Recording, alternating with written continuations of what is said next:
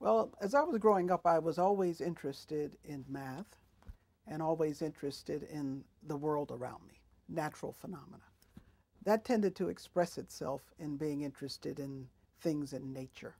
So I would collect live bumblebees and do experiments with them that related to changing their diets, their habitats, the amount of sunlight and darkness they were exposed to. Then I would add in wasps and yellow jackets, and I tried to understand how the different species behaved, levels of aggression, what changed with diet, and I'd keep very detailed notebooks. And then I'd keep them in jars lined up under our back porch. We had a crawl space. And but as I went along, I got more and more interested on the mathematics side and things that related to the physical world. Although I really didn't decide to become a physicist until I was a freshman in college. One, I think we can just introduce young people early on to the wonders and the beauty of science and its ability to help them understand things, to explain things, to do hands-on as well as minds-on kinds of activities early on, to build that both formally into the curricula in K through 12 education, but also outside of classroom experiences, including making use of more community-based resources like museums and the like.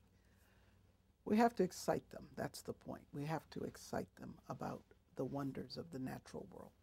We have to invite them by letting them know that they too can become scientists or engineers or work in these fields, or at least have an understanding of what science is and what it does. But also have people understand that there are interesting pathways and good ones today for careers, and that they get to work on really cool stuff and really important things. And I think all of these are the ways. But then if we want to go beyond that to look at more structural issues, the single most important rate limiting step has to do with having good teachers, because a good teacher makes all the difference in a young person's life. And so we have to then have teachers who are well prepared, who, if they were not educated in the sciences and engineering, are have professional development programs that can bring them more up to speed on these things. We have to have more degreed teachers, teachers with actual degrees in science, mathematics, and engineering. And so really having good teachers, well-prepared teachers, and we should hold up the best examples, the best teachers and what they do, and have more testimony to that effect. But then the media has a role in terms of how scientists and engineers and mathematicians are portrayed.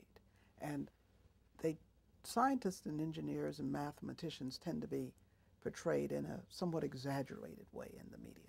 Now, one could argue that all characters in a fictional story have some degree of exaggeration of whatever their characteristics are. But I think we've tended to have a somewhat distorted view.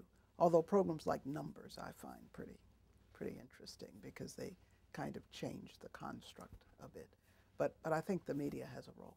I think obviously parents, but in the end, teachers, strong curricula, and then holding up examples, whether it's the Google guys or the person who helped to decode DNA. These are the kinds of things that I think can all help.